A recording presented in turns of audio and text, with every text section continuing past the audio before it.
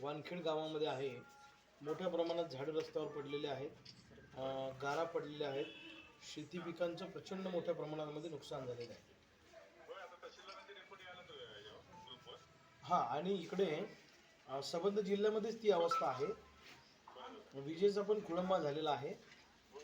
त्यामुळं थोडा यंत्रणा जरा आपली हलवून महावितरणशी बोलून एक तर लाईट आली पाहिजे याची व्यवस्था उभी करणे, एवढी जेवढी शक्य होईल ती. आणि उद्या तातडीनं आपले लोक पंचनाम्याला पाठवून, कारण काय झालं, खरीपाचा तर हंगाम आमचा गेलाच, मधलं पण ते रब्बीमध्ये नुकसान झालं आणि आता हे पण सगळं पीक गेलं. त्यामुळे थोडं काळजी घ्यावी लागेल.